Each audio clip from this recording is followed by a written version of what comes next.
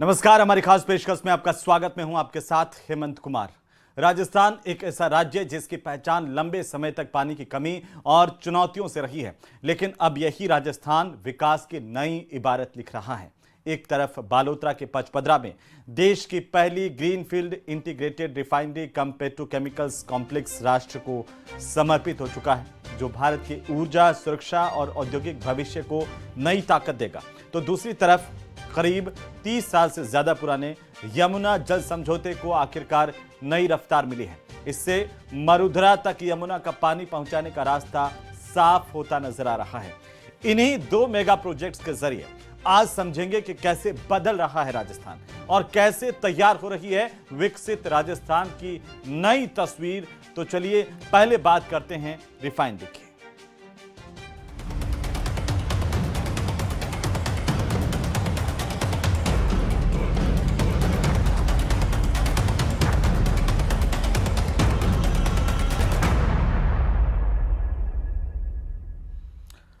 तो राजस्थान के बालोतरा जिले का पचपदरा, जहां पर कभी दूर दूर तक सिर्फ रेत दिखाई देती थी, और अब यहीं से भारत की ऊर्जा क्रांति का नया अध्याय लिखा जा रहा है।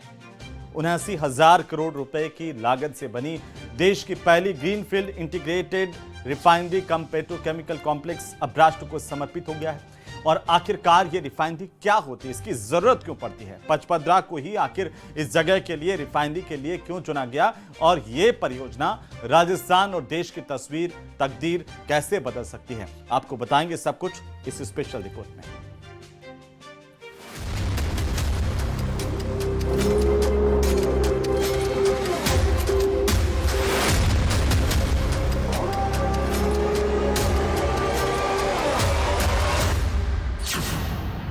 भारत की ऊर्जा का नया महाशक्ति केंद्र, रेगिस्तान से निकलेगा विकास का नया ईंधन, पचपदरा से आत्मनिर्भर भारत को नई ताकत। रेगिस्तान की तपती रेत और उसके बीच खड़ा स्टील का विशाल साम्राज्य, ये सिर्फ एक फैक्ट्री नहीं, ये भारत की ऊर्जा सुरक्षा का नया किला है।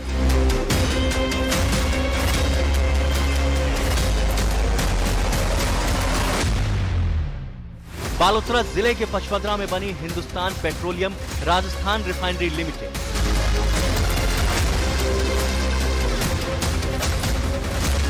जिसे देश की पहली ग्रीनफील्ड इंटीग्रेटेड रिफाइनरी कम पेट्रोकेमिकल कॉम्प्लेक्स कहा जा रहा है। करीब 79,459 करोड़ रुपए की लागत से बनी यह परियोजना राजस्थान ही नहीं, पूरे देश के औद्योगिक भविष्य को नई दिशा देने वाली मानी जा रही है। आज राजस्थान की इस धरती से भारत ने विकसित होने, आत्मनिर्भर होने की दिशा में एक बहुत बड़ा कदम उठाया है। आज इस रिफाइनरी को देश को समर्पित किया गया है। ये रिफाइनरी यहां हजारों लोगों के रोजगार का माध्यम बनेगी। मैं राजस्थान के युवाओं को इस रिफाइनरी की विशेष तौर पर बधाई देता हूं। रिफाइनरी कच्चे तेल को उपयोगी ईंधन में बदलने का काम करती है। क्रूड ऑयल धरती से निकलता जरूर है, लेकिन कार, विमान, ट्रक या फैक्ट्री में सीधे इस्तेमाल नहीं हो सकता। रिफाइनरी इसी कच्चे तेल को अलग अलग उत्पादों में बदलती है।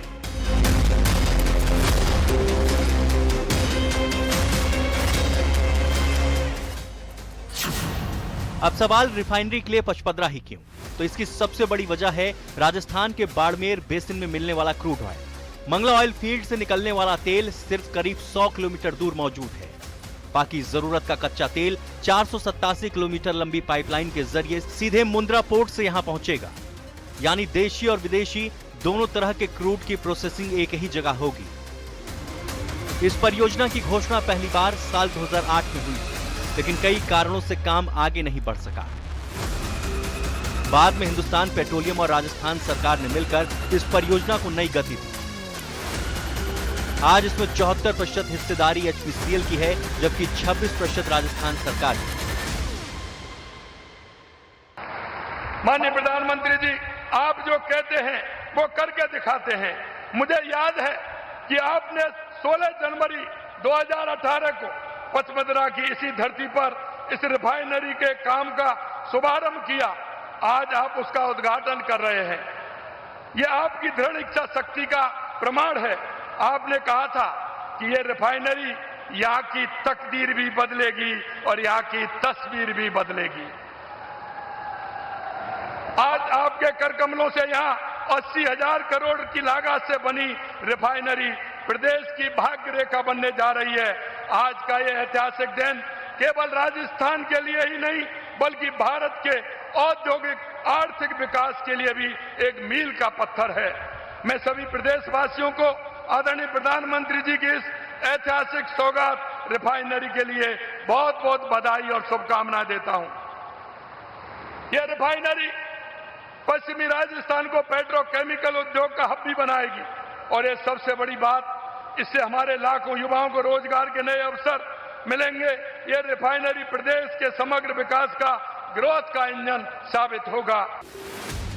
इस रिफाइनरी की सबसे बड़ी ताकत इसकी तकनीक है। इसका नेल्सन कॉम्प्लेक्सिटी इंडेक्स 17 है, जबकि दुनिया की अधिकांश रिफाइनरियों का इंडेक्स 8 से 10 के बीच होता है। मतलब ये दुनिया की सबसे आधुनिक, सबसे लचीली और सबसे ज्यादा वैल्यू एडिशन करने वाली रिफाइनरियों में शामिल है। रिफाइनरी की सालाना क्षमता 9 मिलियन मीट्रिक टन है, यानी हर साल 90 लाख टन कच्चे तेल की प्रोसेसिंग, हर दिन करीब 1,80,000 बैरल तेल। इतनी क्षमता किसी छोटे देश की कुल रिफाइनरी क्षमता के बराबर मानी जाती है। लेकिन पचपदरा की असली ताकत सिर्फ पेट्रोल और डीजल नहीं, यहाँ हर साल 24 लाख टन पेट्रोकेमिकल्स भी बनेंगे। यही उत्पाद आगे चलकर plastic, textiles, auto parts, packaging, खेती में इस्तेमाल होने वाली फिल्म्स और हजारों उद्योगों की रीढ़ बनेंगी। यानी ये सिर्फ तेल नहीं, पूरी इंडस्ट्री तैयार करेगी। आज का दिन साक्षी है कि बीजेपी सरकारें परियोजनाओं को सिर्फ शिलान्यास करके नहीं छोड़ती है, बल्कि हम उन परियोजनाओं को पूरा करने के लिए भी दिन रात एक कर देते हैं। 2 महीने पहले यहां जो हादसा हुआ, उसके बाद इतनी तेजी से काम पूरा कर लेना, ये भी परिश्रम की पराकाष्ठा का उदाहरण है। आप सबने दिखा दिया है, चुनौती चाहे कितनी भी बड़ी और अप्रत्याशित क्यों न हो, नया भारत अपने संकल्पों से न पीछे हटता है और न ही अपनी रफ्तार कम करता है।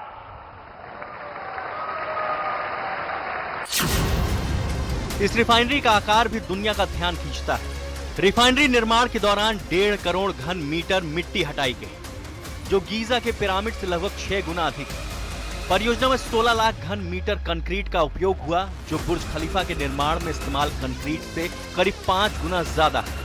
इसके अलावा करीब 3 लाख मीट्रिक टन स्टील लगाया गया, जो एफिल टावर में उपयोग किए गए स्टील से लगभग 40 गुना ज्यादा है। रिफाइनरी में बिछाई गई 28,000 किलोमीटर लंबी केबल पृथ्वी के व्यास से भी 2 गुनी है, जबकि यहाँ स्थापित 125 मीटर ऊंचा कोक डोम गोल गुंबद से लगभग 3 गुना बड़ा है। भारत आज विश्व की चौथी सबसे बड़ी रिफाइनरी क्षमता वाला देश बन चुका है और हम यहां रुकने वाले नहीं हैं। आने वाले वर्षों में ये क्षमता और भी बढ़ने वाली है। इन्हीं प्रयासों के कारण भारत सदी के सबसे बड़े ऊर्जा संकट से लड़कर उबरा है। इस परियोजना ने निर्माण के दौरान करीब 35,000 लोगों को प्रत्यक्ष रोजगार दिया, जबकि 1 लाख से ज्यादा लोगों को अप्रत्यक्ष रोजगार मिला। संचालन शुरू होने के बाद हजारों नए रोजगार और सैकड़ों नए उद्योग विकसित होने की संभावना है। जब दुनिया के कई देशों में रिफाइनरियां बंद होने की कगार पर हैं, ऐसे समय में भारत नई पीढ़ी की हाईटेक रिफाइनरी शुरू कर रहा है। यही वजह है कि पचपदरा सिर्फ राजस्थान की परियोजना नहीं, बल्कि आत्मनिर्भर भारत, ऊर्जा सुरक्षा, औद्योगिक विकास और भविष्य की अर्थव्यवस्था का नया आधार बनकर उभर रही है।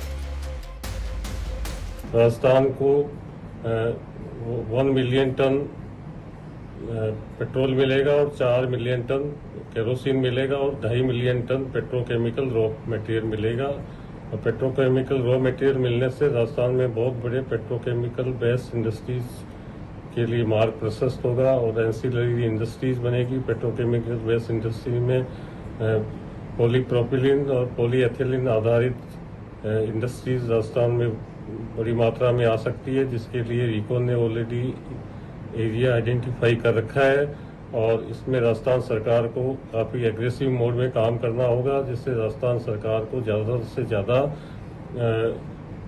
औद्योगिक विकास करने में सहयोग मिले। आज पचपदरा का नाम सिर्फ राजस्थान ही नहीं, पूरे देश के औद्योगिक मानचित्र पर दर्ज हो चुका है। आने वाले वर्षों में यही रिफाइनरी लाखों टन ईंधन, हजारों करोड़ का कारोबार और हजारों लोगों के रोजगार का आधार बनेगी। यानी जहां कभी सिर्फ रेत थी, वहीं अब विकास का नया ईंधन तैयार होगा। रेगिस्तान की धरती पर खड़ी ये विशाल रिफाइनरी सिर्फ स्टील और मशीनों का ढांचा नहीं, बल्कि भारत के ऊर्जा आत्मनिर्भर बनने की नई पहचान है। Bureau report, news 18। तो रिफाइनरी का उद्घाटन पूरे प्रदेश के लिए गर्व का पल है। अलग अलग जिलों में मौजूद रहकर मंत्रियों और नेताओं ने इस कार्यक्रम को देखा और इस पर अपनी प्रतिक्रिया भी दी। किसने क्या कुछ कहा, आइए आपको सुनाते हैं। हर छोर पर विकास हो रहा है। जहां पश्चिमी छोर जो अभी तक पिछड़ा होता था, डबल इंजन सरकार की ताकत से आज वहां पर पेट्रोल की रिफाइनरी का उद्घाटन हो गया है। पेट्रोल और एलपीजी के साथ साथ रबर, प्लास्टिक, न जाने कितने और प्रोडक्ट्स वहां पर, उत्पाद वहां पर बन सकते हैं, उसकी इंडस्ट्री भी वहां पे शुरू हो जाएगी। उसी के साथ साथ पानी की समस्या जो बरसों से राजस्थान में थी, उसका भी तेजी से समाधान हो रहा है। राजस्थान के लिए आज गर्व और गौरव का दिवस है। एशिया की सबसे बड़ी रिफाइनरी, जिसका लोकार्पण आज देश के प्रधानमंत्री श्री नरेंद्र मोदी ने किया है। इससे लगभग 35,000 लोगों को प्रत्यक्ष रूप से और लगभग 1 लाख लोगों को अप्रत्यक्ष रूप से रोजगार मिलेगा। देश के यशस्वी प्रधानमंत्री मोदी जी को धन्यवाद देना चाहूंगा। राजस्थान की जनता की तरफ से उन्होंने राजस्थान को एक रत्न दिया। इसकी बदौलत आने वाले समय में राजस्थान बहुत प्रगति के पथ पे आगे जाएगा, आर्थिक रूप से मजबूत होगा और सबसे ज्यादा जो हमें रोजगार मिलेगा प्रत्यक्ष रूप से, जो लगभग लाख सवा लाख युवाओं को रोजगार मिलेगा। इसके साथ साथ इनडायरेक्ट में अगर देखें तो ट्रांसपोर्टेशन से लेके, छोटी इंडस्ट्री से लेके अनेकों यहाँ पे इंडस्ट्रियां लगेगी। इसका बेनिफिट राजस्थान की जनता को मिलेगा। 1,05,000 करोड़ से भी ज्यादा की राजस्थान को सौगात दी है। अब ये राजस्थान तेजी से विकास करेगा। जो कहते थे ये रेगिस्तान का राज है, टीलों का ये प्रदेश है, अब ये हरियालो राजस्थान होगा। अब चारों तरफ से यह पानी आएगा और सबसे ज्यादा भूमि राजस्थान में है, पानी की कमी है। अब चारों तरफ से यहाँ पानी आएगा और यह हरियालो राजस्थान बनेगा। तो करीब 3 दशक पहले की बात है, जब 1994 में राजस्थान को यमुना के पानी में हिस्सा तो मिल गया था, लेकिन वो पानी कभी राजस्थान तक नहीं पहुंच पाया। अब 30 साल से ज्यादा समय के बाद हरियाणा और राजस्थान के बीच हुए नए समझौते ने इस लंबे इंतजार को खत्म करने की उम्मीद जगा दी है। करीब 34,000 करोड़ रुपए की इस महत्वाकांक्षी परियोजना के जरिए यमुना का पानी भूमिगत पाइपलाइन से राजस्थान तक लाया जाएगा। आखिर क्या है ये पूरा प्रोजेक्ट, कैसे पहुंचेगा पानी, किन जिलों को मिलेगा सबसे बड़ा फायदा और क्यों इसे राजस्थान की सबसे बड़ी जल परियोजनाओं में से एक माना जा रहा है, इस रिपोर्ट में देखिए।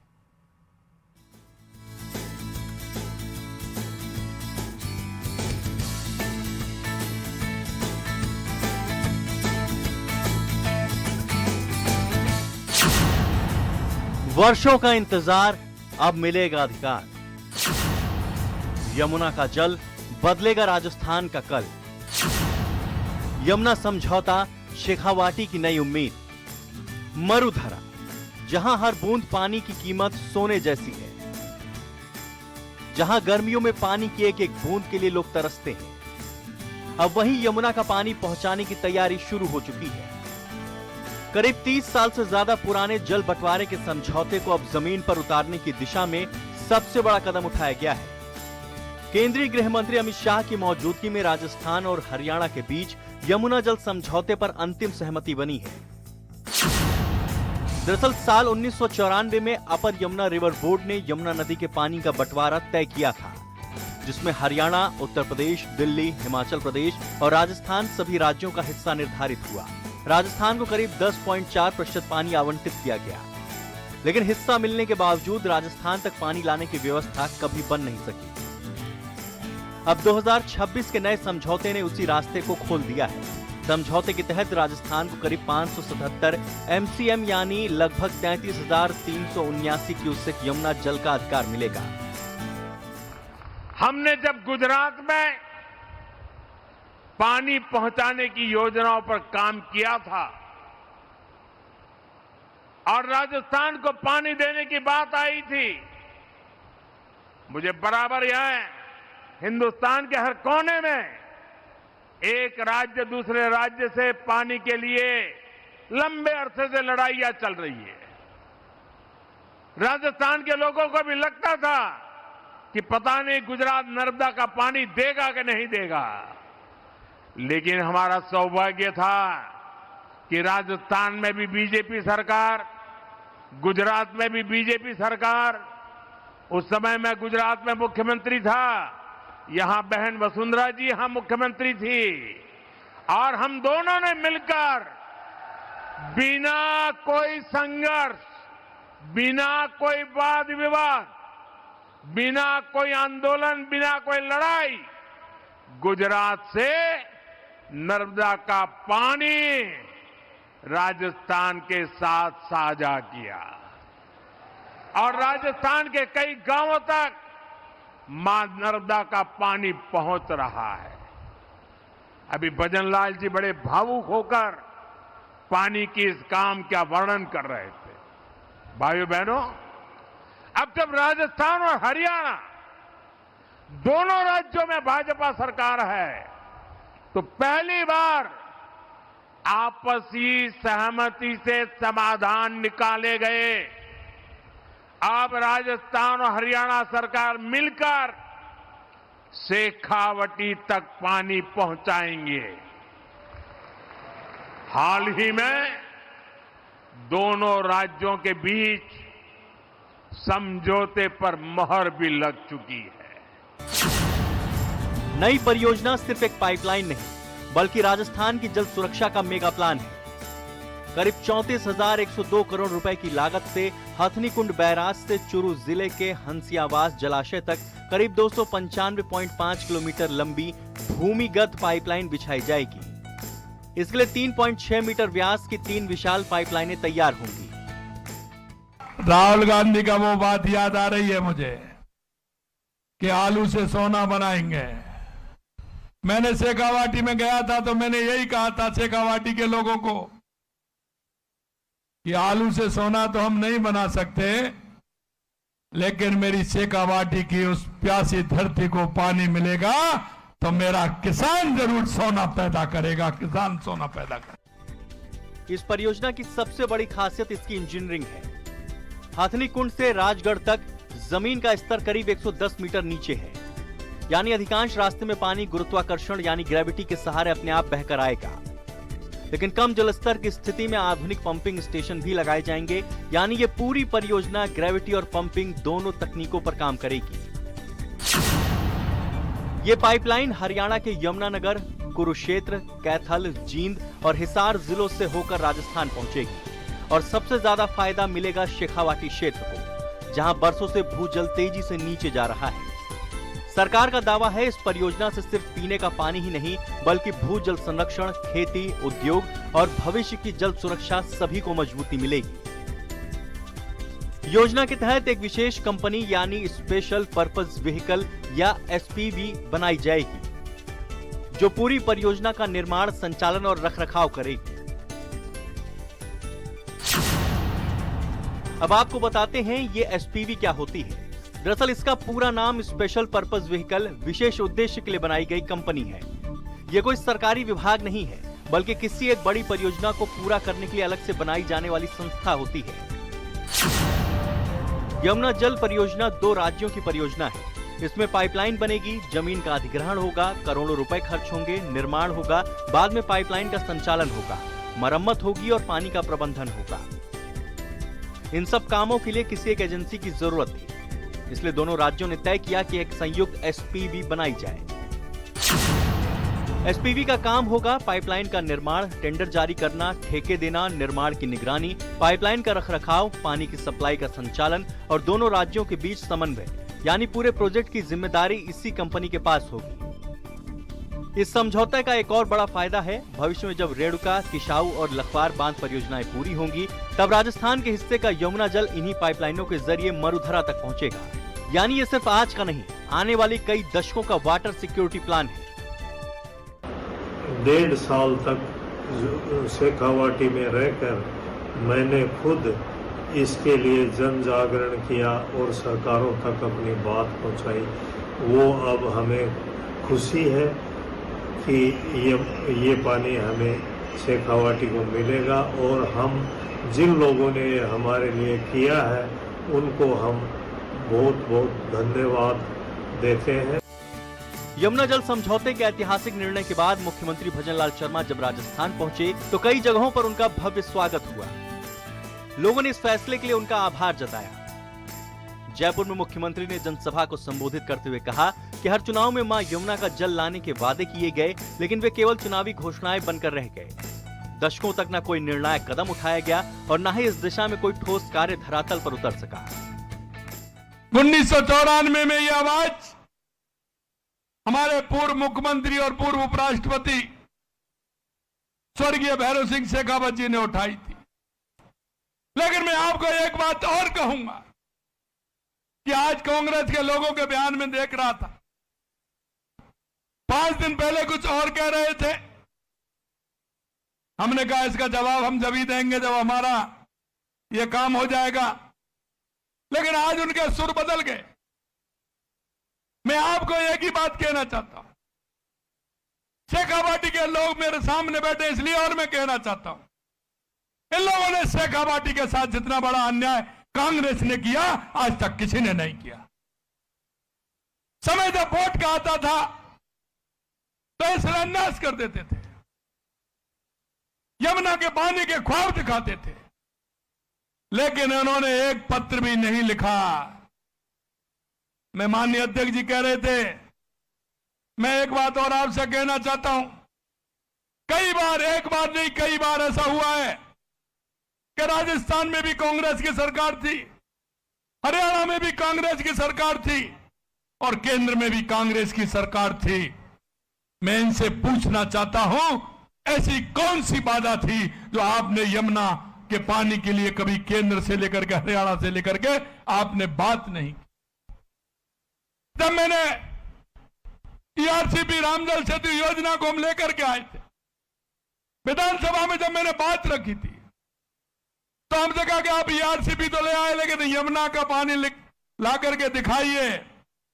मैंने कहा था कि आप चिंता मत करिए, देश के यशस्वी प्रधानमंत्री नरेंद्र मोदी जी के नेतृत्व में शेखावाटी के अंदर यमुना का पानी लेकर के आएंगे। 1994 से लेकर 2026 तक यमुना के पानी का इंतजार लगातार जारी रहा। अब नए समझौते के बाद उम्मीद है कि कागजों में दर्ज राजस्थान का हिस्सा पहली बार पाइपलाइन के जरिए जमीन तक पहुंचेगा। अगर यह परियोजना समय पर पूरी हुई तो यह सिर्फ जलापूर्ति की योजना नहीं होगी, बल्कि शेखावाटी और आसपास के क्षेत्रों की अर्थव्यवस्था, खेती और पेयजल व्यवस्था को बदलने वाली सबसे बड़ी परियोजनाओं में शामिल होगी। Bureau report, news 18 Rajasthan. और चलिए इसी के साथ ही हमारी इस खास पेशकश में फिलहाल के लिए इतना ही। आप देखते रहिए न्यूज़ 18 राजस्थान।